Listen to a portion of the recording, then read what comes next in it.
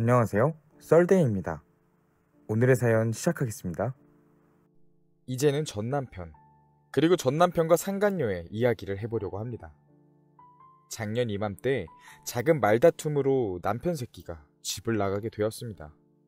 원래 직업의 특성상 출장이 많았고 집에 자주 들어오지 않았으므로 그냥 그렇게 출장 중이라 생각했습니다. 연애할 때부터 싸우면 무조건 도망가는 습성을 가진 사람이라 연락하면 더욱 피하기만 했습니다. 그래서 저는 전화 올 때까지 제가 먼저 절대 전화하지 않았죠. 그러던 중 집안에 일이 생겨 전화를 하게 되었는데 전화, 문자, 카톡을 다 씻고는 남편이 갑자기 이혼을 하자고 합니다. 근데 그 말싸움 같지도 않은 것 때문에 갑자기 이혼을 하자고 합니다. 그제야 좀 이상한 마음이 들었고 그 상황이 지속되자 마음이 불안하기 시작했습니다. 그래서 큰형님께 연락드렸더니 따로 만나보고 연락하겠다고 합니다. 남편은 3남 1녀 중 막내였습니다.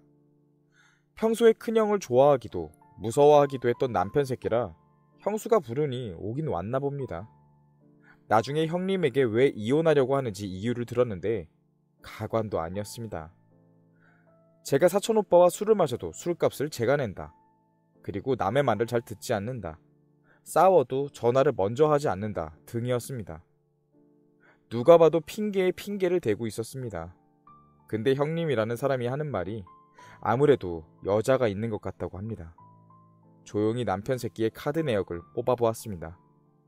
두세 달간 남양주, 구리 지역에서 3, 4일에 한 번씩 모텔에서 결제한 것이 찍혔습니다. 심지어 저 몰래 카드 대출을 받아서 그 금액이 어마어마했고요. 슬슬 촉이 오기 시작했습니다. 그 와중에 카드 하나는 결제하는 동시에 바로 메일로 결제 내용이 날라오도록 해두었더라고요. 결국 저는 어렵지 않게 남편 새끼와 여자가 있는 현장을 잡을 수 있었습니다. 여기서 포인트는 바람도 똑똑해야 핀다입니다.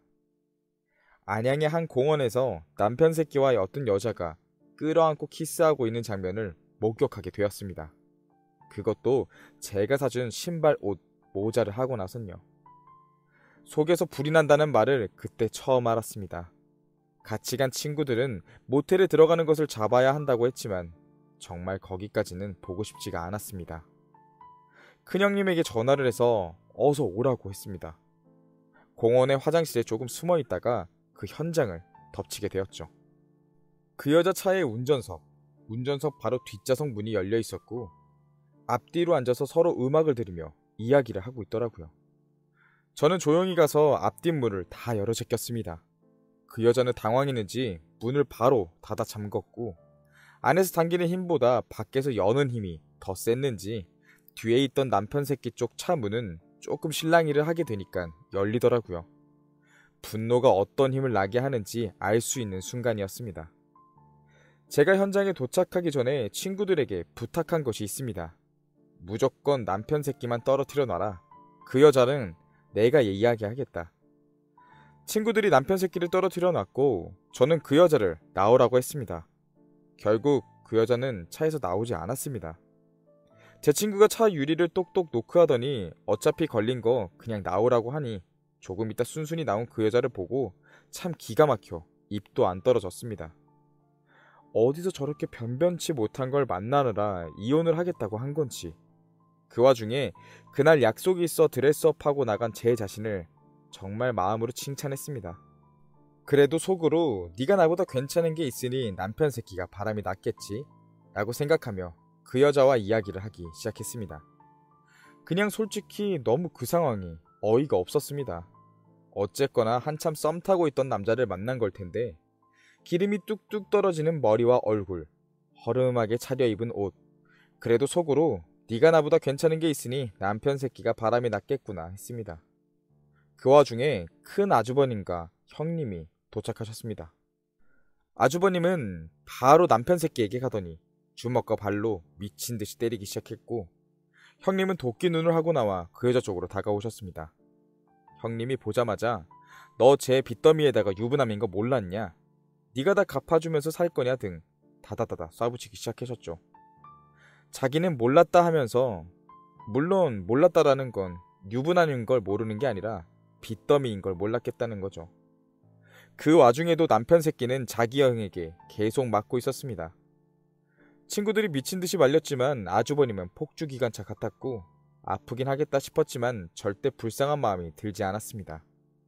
친구들한테도 말리지 말라고 했고요.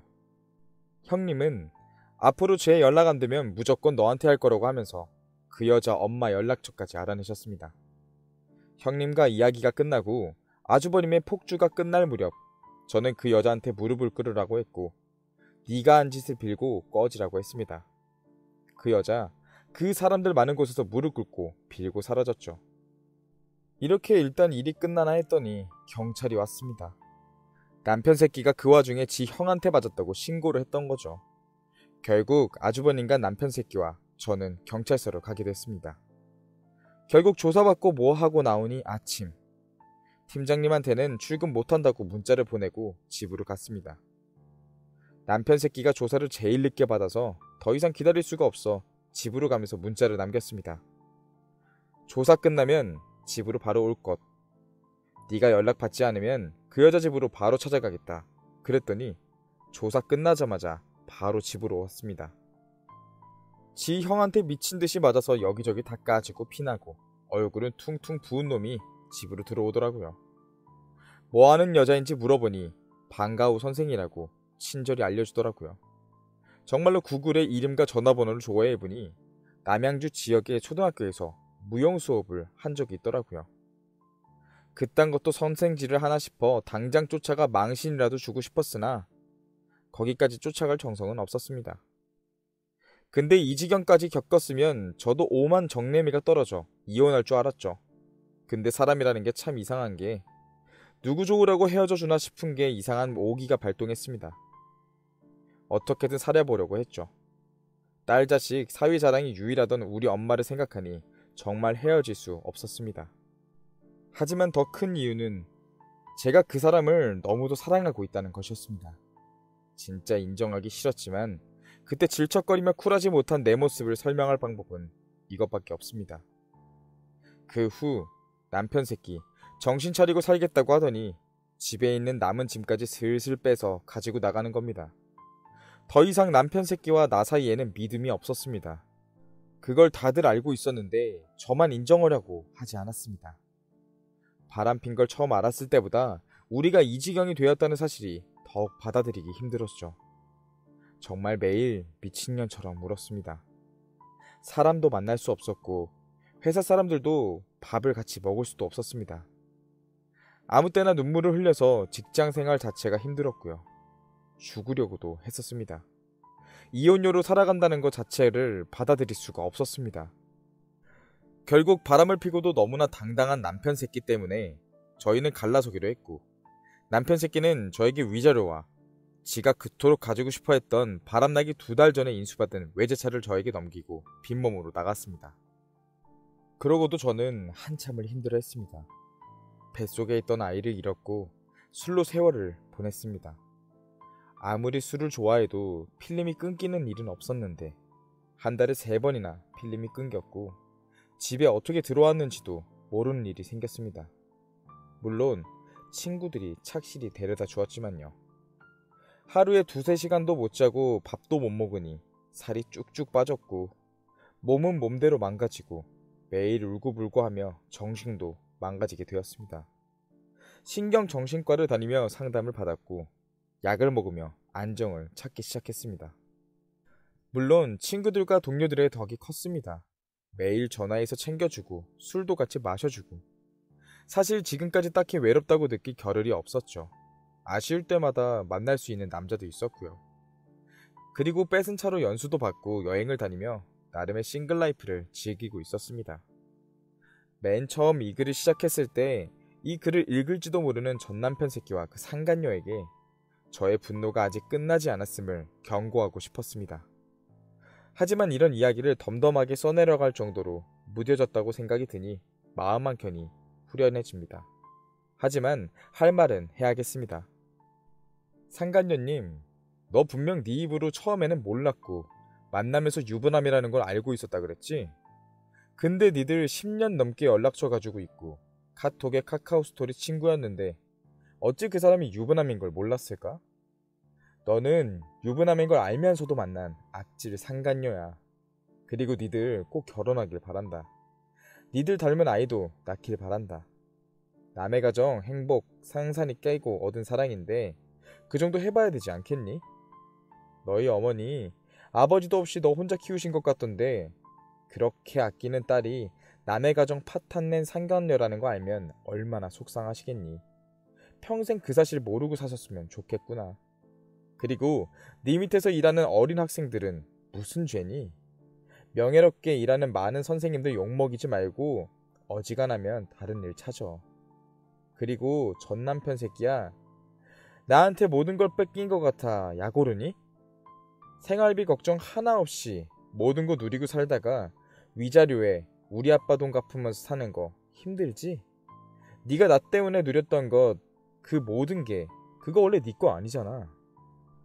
비가 와도 눈이 와도 일하러 나가려니 힘들 거야. 그래도 정신 똑바로 차리면서 일하고 살아.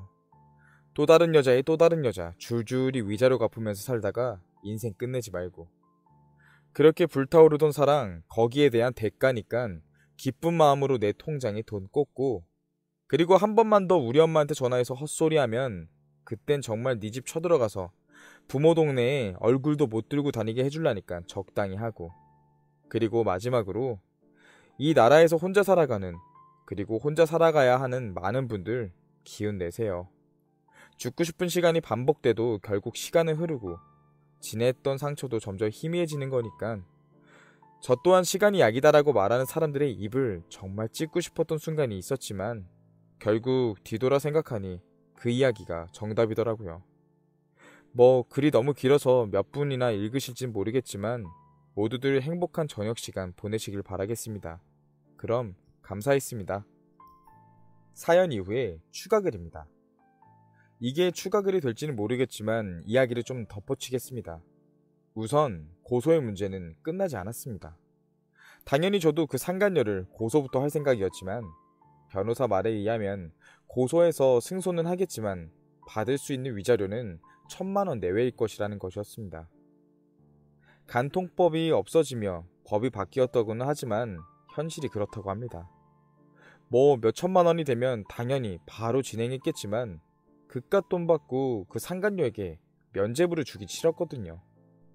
뭐 예를 들자면 갑자기 제 마음이 날뛰어서 쫓아라도 갔을 때 위자료 받고 왜 이제 와 지랄이냐 이런 말을 듣는 건 죽기보다 싫었기 때문입니다.